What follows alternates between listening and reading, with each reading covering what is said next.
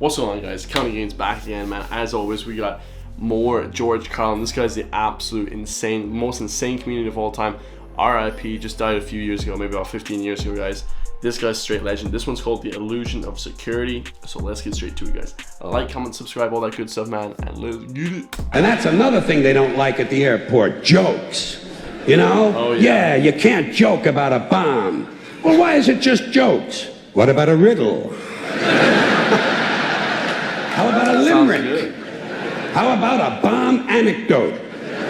You know, no punchline, just a really cute story. Or suppose you intended the remark, not as a joke, but as an ironic musing.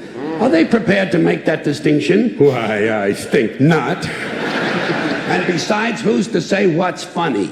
Airport security is a stupid idea, it's a waste of money, and it's only there for one reason, to make white people feel safe.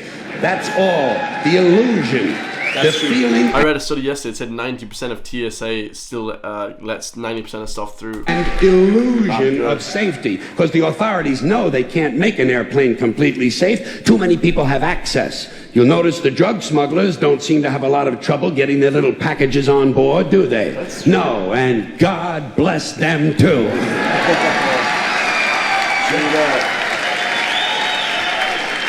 Oh. And by the way, an airplane flight shouldn't be completely safe. You need a little danger in your life. Take a fucking chance once in a while, will you? What are you gonna do? Play with your prick for another 30 years?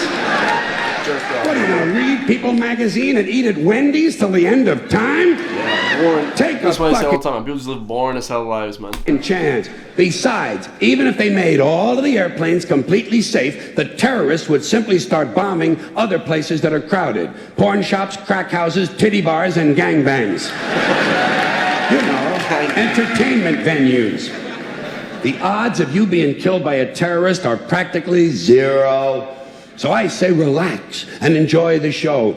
You have to be a realist. You have to be realistic about terrorism. Certain groups of people, certain groups, Muslim fundamentalists, Christian fundamentalists, Jewish fundamentalists, and just plain guys from Montana are going to continue to make life in this country very interesting for a long, long time. That's the reality. Angry men in combat fatigues talking to God on a two-way radio and muttering incoherent slogans about freedom are eventually going to provide us with a great deal of entertainment.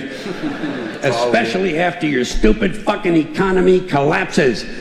All around you, and the terrorists come out of the woodwork, and you'll have anthrax in your water supply and sarin gas in your air conditioners. There'll be chemical and biological suitcase bombs in every city, and I say enjoy it. Relax. Enjoy the show. Take a fucking chance. Put a little fun in your life. To me, terrorism is exciting. It's exciting. I think the very idea that you can set off a bomb in a marketplace and kill several hundred people is exciting and stimulating, and I see it as a form of entertainment. That's all it is.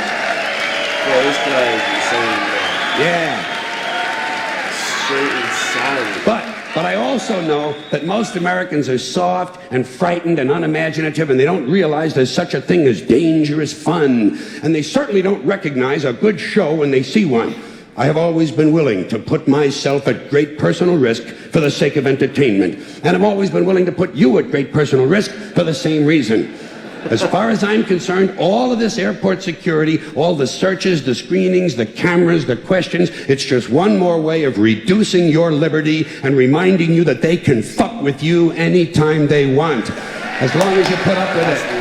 As long as you put up with it. Which means, of course, anytime they want. Because that's what Americans do now. They're always willing to trade away a little of their freedom in exchange for the feeling, the illusion of security. What we have now is a completely neurotic population obsessed with security and safety and crime and drugs and cleanliness and hygiene and germs. There's another thing, germs.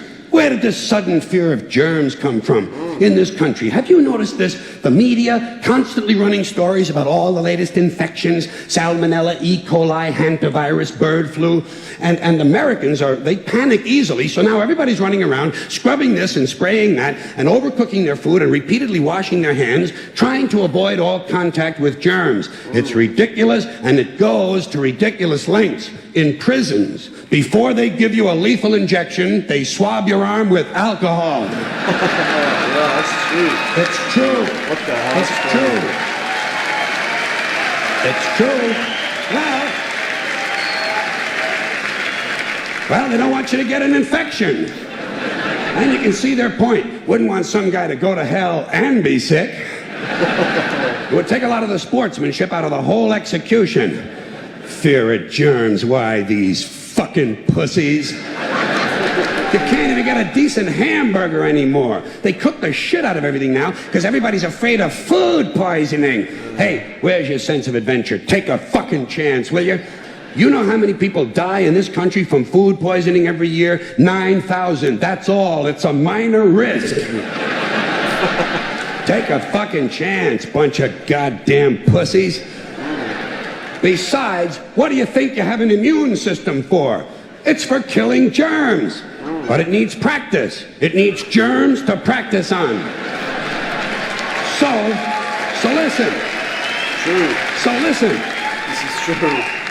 If you kill all the germs around you and live a completely sterile life, then when germs do come along, you're not going to be prepared. And never mind ordinary germs, what are you going to do when some super virus comes along that turns your vital organs into liquid shit?